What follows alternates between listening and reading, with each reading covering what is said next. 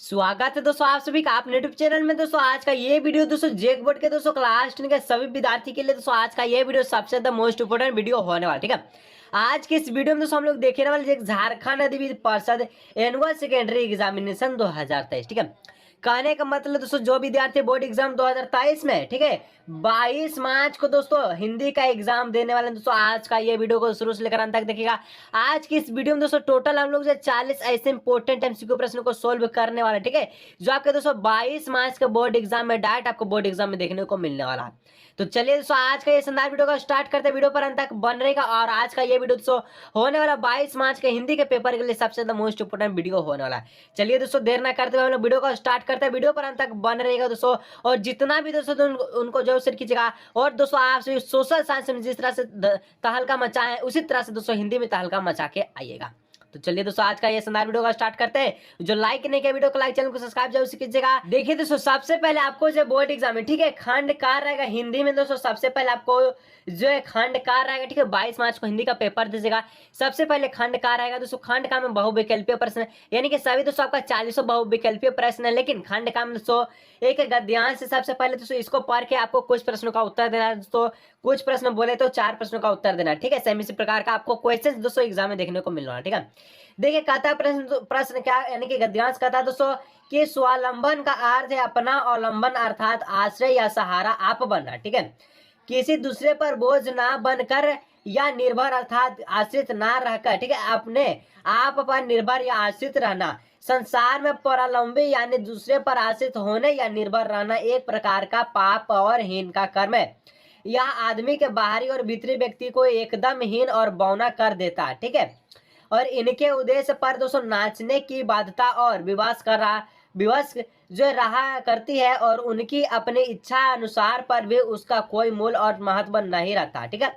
आत्मनिर्भर व्यक्ति को ही क्या करता है, सही अर्थों में दोस्तों जान पाता है कि दुख पीड़ा क्या होती है और मान सम्मान किसे कहते हैं। व्यक्तिहीन जीवन वास्तव में क्या निरही पशु और कीड़े मकोड़े की तरह दोस्तों अधिक महत्व नहीं रखता है। कहने का मतलब दोस्तों आपका जो गद्यांश दिया गया, इसका गद्यांश को हम लोग शॉर्ट मीनिंग निकाले दोस्तों, ठीक है। तो थोड़ा सा समझा दे दोस्तों ताकि आपको बोर्ड एग्जाम में समझने में आसान हो, ठीक है। स्वावलंबन है दोस्तों, इसमें आपको कहता है कि अगर आप काम अच्छी तरह से करेंगे, जिस तरह से दोस्तों अगर आप मेहनत करते हैं, तो ये तो दोस्तों आपका रिजल्ट बताएगा कि आप जो किस प्रकार से मेहनत किए। वही दोस्तों यहाँ पर बात है कि व्यक्ति जो अपना अच्छा आत्मनिर्भर जो व्यक्ति है, ये जीवन के हर एक दुखों को सहकर दोस्तों बोर्ड एग्जाम के लिए कड़ी मेहनत कर रात 12 बजे तक 1 बजे तक जाकर आपको मेहनत करना है, ताकि दोस्तों आने वाला रिजल्ट आपको बेहतर और प्रदर्शन से साथ साथ गांव और सीना आपको चौड़ा से ऊंचा हो जाए, ठीक है। चलिए तो यहाँ पर सबसे पहला प्रश्न क्या था दोस्तों, स्वावलंबन का अर्थ क्या होता है, ठीक है। स्वावलंबन का अर्थ क्या होता है, तो दोस्तों हम लोग देखिए कि स्वावलंबन का जो अर्थ या अपना आश्रय या अपना सहारा खुद बना, ठीक है। तो क्या है, तो अपना सहारा खुद बना, ठीक है, यानी ऑप्शन इसका बी होगा। स्वावलंबन का अर्थ होता है अपना सहारा स्वयं बनना, ठीक है, ऑप्शन बी इसका राइट आंसर होगा। 2 नंबर का था दोस्तों परावलंबी कैसे लोग होते हैं। दोस्तों परावलंबी व्यक्ति कैसे लोग होते हैं आपको बताना है, ठीक है। तो परावलंबी व्यक्ति कैसे लोग होते हैं, तो पारा दोस्तों जो लंबी है व्यक्ति है, ये दूसरों पर आश्रित होता है, ठीक है, दूसरों पर आश्रित होता है। कहाँ दिख रहा है, ऑप्शन ए दिख रहा है, दूसरों पर आश्रित होता है, यानी ऑप्शन ए इसका राइट आंसर होगा। चलिए 3 नंबर प्रश्न की ओर हम लोग बढ़ते हैं, ठीक है। 3 नंबर का था दोस्तों प्रश्न, परावलंबी किसके अधीन बनकर रहते हैं। तो परावलंबी दोस्तों कैसे लोग होते हैं, तो दूसरे पर आश्रित लोग होते हैं। और ये दोस्तों किसके अधीन बन जाता है, तो जो दूसरा पर आश्रित होता है उसी के अधीन बन जाता है, यानी कि जो आश्रय देता है उसी का अधीन बन जाता है, ठीक है, आश्रय देने वाले लोगों के अधीन बन जाते हैं, ठीक है। चलिए 4 नंबर कहता है दोस्तों कि दुख पीड़ा और मान सम्मान का महत्व कौन समझ सकता है। तो दुख पीड़ा और मान सम्मान का महत्व दोस्तों कौन समझता है। जो लाइक नहीं किया दोस्तों एक बार वीडियो को लाइक करके जितना भी दोस्तों उनको शेयर जरूर कीजिएगा। और अगर दोस्तों चैनल पर पहली बार आए, चैनल को सब्सक्राइब करने के साथ साथ बेल नोटिफिकेशन कॉल पे सिलेक्ट कर लीजिएगा, ठीक है। तो दुख पीड़ा और मान सम्मान का महत्व दोस्तों कौन समझता है, तो ये आपका कौन समझता है, आत्मनिर्भर व्यक्ति समझता है, ठीक है, आत्मनिर्भर व्यक्ति, यानी ऑप्शन इसका डी इसका राइट आंसर, ठीक है। तो इस तरह से दोस्तों आपको एक गद्यांश रहेगा छोटका दोस्तों खंड का में, जिसमें दोस्तों आपको जो गद्यांश में पढ़कर 4 नंबर पक्का करना है, ठीक है। चलिए नेक्स्ट दोस्तों छोटका आ गया गद्यांश, यहाँ पर काव्यांश, ठीक है। काव्यांश में भी दोस्तों आपको 4 गो प्रश्न देगा, यानी कि गद्यांश और, ठीक है, काव्यांश दोस्तों आपको 8 नंबर बोर्ड एग्जाम में पक्का करना है, ठीक है। कहता क्या कहता है दोस्तों कि निम्नलिखित काव्यांश को सही पढ़कर सही विकल्प का चयन करें, ठीक है। कहता पूर्व चलने वालों के बोटो ही, ठीक है, बाट की पहचान कर ले, पुस्तकों में नहीं छपी गई इसकी कहानी, हाल इसका ज्ञात होता है न औरों की ज़बानी और अनगिनत राही रह गए। उस राह में उनका पथ क्या पर गए जो कुछ, ठीक है, कुछ लोग इसे इस पर छोर पैरों के निशाने। तो ये दोस्तों पूर्व चलने की बात की बटोही से आपका जो छोटका सा काव्यांश है, ठीक है, ये बहुत इंपॉर्टेंट आपका जो है ये आपका काव्यांश था। ठीक है, देखिए इसका द्वार प्रश्न यानी 5 नंबर का था दोस्तों कि प्रस्तुत काव्यांश में कवि किस राह के संबंध में बताना चाहते हैं। तो दोस्तों पूर्व चलने की बटोही, तो यह क्या हो रहा है यानी कि जीवन की राह के बारे में बता रहा है। ठीक है, यानी ऑप्शन दोस्तों इसका राइट आंसर ऑप्शन है। ठीक है, जीवन की निर्वाह के बारे में बता रहा है। 6 नंबर का दोस्तों बाटोही का अर्थ क्या होता है। तो दोस्तों बाटोही का अर्थ क्या होता है, क्या पित्तल, क्या बाटलोही, क्या राही, क्या राह। तो दोस्तों बाटलोही का जो अर्थ होता है बाटोही का ये आपका होता है राही। राही बोले या दोस्तों राहगीर बोले, दोनों का बात यानी कि सेम में होता है। ठीक है, चलिए नेक्स्ट प्रश्न की ओर हम लोग बढ़ते हैं। चलिए दोस्तों नेक्स्ट प्रश्न दोस्तों 7 नंबर का आता है कि राही की कहानी कहाँ नहीं छपी जाती। तो दोस्तों हम लोग पढ़े कि राही का जो कहानी है पुस्तकों में नहीं छपा जाता। ठीक है, यानी ऑप्शन दोस्तों इसका ए इसका राइट आंसर होगा। ठीक है, चलिए अब 8 नंबर का दोस्तों प्रश्न का था कि राह पर कितने लोगों के पैरों के निशाने हैं। तो राह पर दोस्तों अनगिनत पैरों के निशाने हैं। ठीक है, यानी ऑप्शन इसका डी इसका राइट आंसर होगा। D option right answer. ठीक है, चलिए नेक्स्ट प्रश्न दोस्तों अब जितना भी प्रश्न है दोस्तों आप सभी का खंड कहाँ से प्रश्न है, खंड कहाँ में दोस्तों टोटल का टोटल प्रश्न है, वैवाहिक व्याकरण नहीं कि दोस्तों टोटल का टोटल प्रश्न आपका व्याकरण पर आधारित है। ठीक है, तो प्रश्नों को अच्छी तरह से देखिएगा। जो लाइक नहीं किया दोस्तों वीडियो को दनादन लाइक, चैनल को सब्सक्राइब करने के साथ साथ वेल नोटिफिकेशन को दोस्तों ऑल प्रेस सेलेक्ट कर लीजिएगा। ठीक है, चलिए अब हम लोग देखते हैं प्रश्न संख्या 9 नंबर। क्या कहता कि प्रेरणात्मक क्रिया हमेशा होती है। तो प्रेरणात्मक क्रिया दोस्तों हमेशा क्या होता है, क्या सकर्मक क्रिया, क्या आकर्मक क्रिया, क्या एकाकर्मक क्रिया, क्या द्विकर्मक क्रिया। तो प्रेरणात्मक क्रिया दोस्तों ये हमेशा सकर्मक क्रिया होता है। ठीक है, नो ऑप्शन ए इसका राइट आंसर होगा। ठीक है, 10 नंबर का था दोस्तों किस विषय में द्विकर्मक क्रिया का प्रयोग नहीं हुआ है। तो कौन सा विषय में दोस्तों द्विकर्मक का प्रयोग नहीं हुआ है आपको बताना है।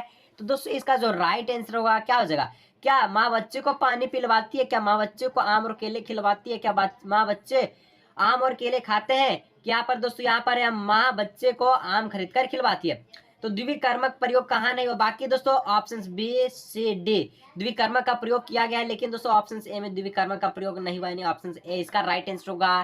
ठीक है, चलिए नेक्स्ट प्रश्न बढ़ते हैं 11 नंबर। ठीक है, क्या कहता है निम्नलिखित में से, ठीक है, सकर्मक क्रिया किस वाक्य में है। ठीक है, तो दोस्तों यहाँ पर बोलता है सकर्मक अकर्मक क्रिया। ठीक है, निम्न में से अकर्मक क्रिया किस वाक्य में। अकर्मक दोस्तों जिसमें अगर कर्म खोजेगा कर्म नहीं मिलेगा, ठीक है, उसको हम लोग अकर्मक क्रिया कहते हैं। तो पहला ऑप्शन है कि गाय घास खाती है, क्या घास क्या खाती है, तो घास खाती है। रानी गाना लिखती है, क्या लिखती है, गाना गाती है। ठीक है, और राजू पत्र लिखता है, क्या लिखता है, पत्र। यानी दोस्तों यहाँ पर घास, यहाँ पर गाना और पत्र है। ये दोस्तों यहाँ पर कर्म मिल रहा है, लेकिन अगर सी नंबर चेकआउट की जाए कि बच्चा रोता है तो कैसे रोता है, क्यों रोता है, नहीं बता है। तो ये यहाँ कर्म नहीं है, कर्म नहीं है कहने का मतलब क्या, ये जो वाक्य है ये आपका अकर्मक क्रिया का उदाहरण। ठीक है, यहाँ पर ऑप्शन सी इसका राइट आंसर होगा। ठीक है, चलिए 12 नंबर का दोस्तों प्रश्न कहता है कि उषा पतंग उड़ाती है, इस वाक्य में क्रियापद क्या है। तो उषा दोस्तों क्या उड़ाती है, पतंग उड़ाती है, तो इस वाक्य में क्रियापद क्या हो जाएगा। तो दोस्तों क्रियापद क्या होता है, लास्ट से जो आपका रहता है शब्द इसको होता है। ठीक है, यानी कि क्या कर रहा है काम, तो उड़ाने का काम कर रहा है। ठीक है, यानी उड़ाती है। ठीक है, इसका राइट आंसर हो जाएगा उड़ाती, ऑप्शन सी इसका राइट आंसर होगा। ठीक है, चलिए 13 नंबर दोस्तों प्रश्न करता है उन्होंने जलेबियां बांटी, इस वाक्य में कौन सा वाच्य है, उन्होंने जलेबियां बांटी। तो दोस्तों यहाँ पर क्या कर्ती वाच्य है, क्या कर्म वाच्य है, क्या आकृति वाच्य है, क्या भाववाच्य है। तो दोस्तों उन्होंने जलेबियां बांटी इसका जो राइट आंसर होगा कर्म वाच्य का उदाहरण। ठीक है, ऑप्शन बी इसका राइट आंसर होगा। ठीक है, चलिए 14 नंबर का प्रश्न कहता है दोस्तों जिस आधार में जिस वाक्य में कर्ता गौण होता है या लुप्त होता है उसे दोस्तों क्या कहते हैं। तो दोस्तों उसको हम लोग क्या कहते हैं, तो जिस वाक्य में कर्ता गौण होता है दोस्तों या लुप्त होता है उसको हम लोग आकृति वाच्य कहते हैं। ठीक है, ऑप्शन यहाँ पर बी इसका राइट आंसर होगा। ठीक है, बी। चलिए नेक्स्ट दोस्तों प्रश्न संख्या यहाँ पर 15 कहता है अब आप कुर्सी पर बैठिए, या किस वाक्य का उदाहरण है। ठीक है, अब दोस्तों आप कुर्सी पर बैठिए, ये किस वाच्य का उदाहरण है। तो दोस्तों क्या कर्ती वाच्य है, क्या यहाँ पर आकृति वाच्य, क्या भाववाच्य, क्या कर्मक वाच्य। तो दोस्तों आप कुर्सी पर बैठ जाइए, यहाँ पर भाव वाच्य होगा। ठीक है, ये आपका ऑप्शन सी होगा। ठीक है, ऑप्शन सी भाव वाच्य, इसका सी ऑप्शन इसका राइट आंसर होगा। ठीक है, जैसे कि यहाँ पर लिखा गया। ठीक है, यानी कि सी है। चलिए नेक्स्ट दोस्तों 16 नंबर बढ़ते हैं। क्या कहता है 16 नंबर का दोस्तों प्रश्न कहता है प्रतिदिन कौन सा समास है। ठीक है, प्रतिदिन दोस्तों कौन सा समास है, तो ये दोस्तों अव्ययभाव समास है। प्रतिदिन अव्ययभाव समास है। और आजीवन दोस्तों कौन सा समास है नीचे कमेंट कीजिए। ठीक है, आजीवन कौन सा समास है नीचे कमेंट कीजिएगा। ठीक है, जल्दी से 17 नंबर का प्रश्न कहता है दोस्तों, जिस समास का पहला पद संख्यात्मक विशेषण होता है उसे समास कहते हैं। कौन सा समास कहते हैं दोस्तों? तो जिस समास का पहला पद संख्यात्मक विशेषण होता है दोस्तों उसको हम लोग जैसे तत्पुरुष समास कहते हैं। ऑप्शन बी इसका राइट आंसर हो, ठीक है, ऑप्शन बी इसका राइट आंसर हो जाएगा, ठीक है। चलिए दोस्तों नेक्स्ट प्रश्न दोस्तों 18 नंबर का प्रश्न कहता है दोस्तों, क्या कहता है कि कर का एक अर्थ होता है टैक्स और दूसरा अर्थ क्या होता है? तो कर का दोस्तों एक तो अर्थ है आपका टैक्स दे दिया, तो दूसरा अर्थ दोस्तों इसका हाथ हो जाएगा, ठीक है, हाथ बोला या हथेली बोले, यानी कि ऑप्शन यहाँ पर 20 का राइट आंसर होगा, ठीक है। चलिए अब 19 नंबर का था दोस्तों, वह धीरे धीरे चलता है, वो यहाँ पर रेखांकित कर दिया गया है, तो रेखांकित पद है, अब एक किसका उदाहरण है? तो वह धीरे धीरे चलता है, कैसे चल रहा है? धीरे धीरे चलती है तो छमकमक, ठीक है, यानी कि ऑप्शन यहाँ पर ए इसका राइट आंसर, ठीक है, क्रिया विशेषण, ठीक है। चलिए 20 नंबर का दोस्तों प्रश्न कहता है कि डैश चुप हो जाओ, उचित अव्यय से रिक्त स्थानों को भरिए। डैश चुप हो जाओ, तो यहाँ पर क्या भरिएगा? अब तुम चुप हो जाओ, यानी अब चुप हो जाओ जी, अब कितना बोलोगे जी, ठीक है, यानी कि ऑप्शन सी इसका राइट आंसर होगा, ठीक है। चलिए 21 नंबर का दोस्तों प्रश्न कहता है कि जो परिश्रम करेगा वह अवश्य सफल होगा, यह किस वाक्य का उदाहरण है? तो जो परिश्रम करेगा, ठीक है, यहाँ पर दोस्तों एक और सेंटेंस है कि वह अवश्य सफल होगा। तो जो परिश्रम करेगा, अगर आप 22 मार्च हिंदी के पेपर में जिस तरह से दोस्तों 20 मार्च में 40 में दोस्तों यहाँ पर बहुत बच्चों का कमेंट आया कि सर 40 में 40 भी सही करके आए, किसी का दोस्तों 39 है, किसी का 38 है। अगर इस प्रकार से दोस्तों पढ़ाई करते तो बहुत इंपॉर्टेंट दोस्तों रिजल्ट, बहुत अच्छा तगड़ा रिजल्ट बनने वाला है। इसी तरह से पढ़ाई मेहनत कीजिए दोस्तों, और जो लाइक नहीं किया, ठीक है, तो आज का ये वीडियो को दोस्तों शानदार लाइक, चैनल को सब्सक्राइब करके दोस्तों जितना भी दोस्तों उनको जल्द से जल्द शेयर कीजिए, ठीक है। चलिए तो दोस्तों यहाँ पर क्या हो जाएगा? मिश्र वाक्य का यह उदाहरण, ठीक है, वह जो परिश्रम करेगा वह अवश्य सफल होगा, यह मिश्र वाक्य का उदाहरण है। तो इस तरह से दोस्तों आपका जो व्याकरण का जो प्रश्न है ये समाप्त हुआ, ठीक है, व्याकरण का प्रश्न आपका समाप्त हो गया, ठीक है। चलिए नेक्स्ट दोस्तों आपका खंड गा है, तो खंड गा में दोस्तों जितना भी प्रश्न है, प्रश्न आपका पाठ्य पुस्तक से है, यानी कि आप जितना भी प्रश्न दोस्तों आपका वो का प्रश्न, ठीक है। तो देखिए, तो इसमें सबसे पहले एक छोटा सा गद्यांश दिया गया, उसको पढ़कर उचित विकल्प का चयन करना। कहता है दोस्तों कि बाल गोविंद भगत के संगीत साधना का चरम उसका उस दिन देखा गया जिस दिन उनका बेटा, हमारा इकलौता बेटा था, वह कुछ सौदा सुस्त और बोधा सा था, किंतु इसी कारण बाल गोविंद भगत उसे और भी मानते थे। तो दोस्तों प्रश्न कहता है, तो ये तो आप जानते होंगे कि बुक का प्रश्न है, तो आप अच्छी तरह से इसको पढ़े होंगे, ठीक है। तो जिस दिन बाल गोविंद का बेटा मारा, तो उस दिन उनकी संगीत साधना का कैसा उत्कर्ष देखा गया? तो जिस दिन दोस्तों उनका बेटा मारा था उस दिन उसका चरम उत्कर्ष देखा गया था, ठीक है, ऑप्शन यहाँ पर सी इसका राइट आंसर होगा, चरम उत्कर्ष देखा गया था, ठीक है। 23 नंबर का दोस्तों प्रश्न कहता है बाल गोविंद भगत का बेटा कैसा था? अभी हम लोग पढ़े कि बाल गोविंद का जो भगत का जो बेटा था ये सुस्त और बोधा सा था, ठीक है, ऑप्शन सी इसका राइट आंसर होगा, ठीक है। चलिए नेक्स्ट दोस्तों एक और आपका छोटका सा गद्यांश, ठीक है, कहता है मैं नहीं जानता इस सन्यासी ने कभी सोचा था या नहीं कि उसकी मृत्यु पर कोई रोएगा, लेकिन उस क्षण रोने वालों की कमी नहीं थी, नम आंखों से गिरने से आई फैलने हैं, इस तरह से हमारे बीच से चले गए जो हमें सबसे पहले, ठीक है, हमसे सबसे पहले अधिक छायादार फल फूल गंध से भरा हो और सबसे अलग हो सबका होकर सबसे ऊंचाई पर मानवीय करुणा की दिव्य चमक से लहराता खड़ा था। तो ये दोस्तों आपका जो प्रश्न पूछता है इसके अनुसार 24 नंबर, नम आंखों को गिनना स्याही फैलाना, इसका कथन का सत्य क्या? नम आंखों को गिनना स्याही फैलाना, इसका अर्थ है क्या? तो इसका अर्थ दोस्तों क्या है? तो इसका जो अर्थ है रोने वालों की संख्या का अनुमान नहीं हो पाना, ठीक है, रोने वाले संख्या का अनुमान नहीं हो पाना, ठीक है। चलिए अब दोस्तों 25 नंबर का प्रश्न कहता है, क्या कहता है कि लेखक ने किसको सबसे अलग, सबसे ऊंचा और सबका अपना कहा है? तो दोस्तों यहाँ तो बताया गया नहीं है, लेकिन आपका दिव्य चमक करुणा से दोस्तों आपका जो लिया गया है, तो इसे आपको पता होगा, यानी फादर कामिल बुल्की इसका राइट आंसर, ठीक है, ऑप्शन दोस्तों इसका राइट आंसर होगा 25 का ऑप्शन ए यहाँ राइट आंसर होगा, ठीक है। चलिए दोस्तों नेक्स्ट छोटा सा काव्यांश दोस्तों कहता है कि बादल गरजो घेर घेर गगन धराधर और ललित ललित काले घुंघराले वाले कल्पना से पाले। ये दोस्तों आपका बुक का ही काव्यांश दोस्तों, इसे घबराना नहीं है। चलिए हम इसका जो प्रश्न उत्तर की ओर हम लोग देखते हैं, ठीक है। तो दोस्तों और भी काव्यांश था, ठीक है, कहता है कि विद्युत छवि उर में कभी नवजीवन वाले व्रज छिपा नूतन कविता फिर भर दो बादल गरजो। चलिए बादल गरजो फिर भर दो, कहता है प्रश्न संख्या 26, आपकी दृष्टि में बादल किसका प्रतीक हो सकता है? तो मेरी दृष्टि में दोस्तों जो बादल है ये पौरुष और क्रांति का प्रतीक हो सकता है, यानी कि इसका जो सी ऑप्शन है ये सही जगह 27 का था दोस्तों विद्युत छवि उर में क्या तात्पर्य है, का क्या विद्युत छवि उर में दोस्तों इसका क्या तात्पर्य है। इसका जो तात्पर्य है दोस्तों ये क्या हो जाएगा, बादल के हृदय में बिजली छिपा होना। ठीक है, बादल के हृदय में बिजली छिपा होना। ठीक है, ऑप्शन दोस्तों इसका है, इसका राइट आंसर होगा।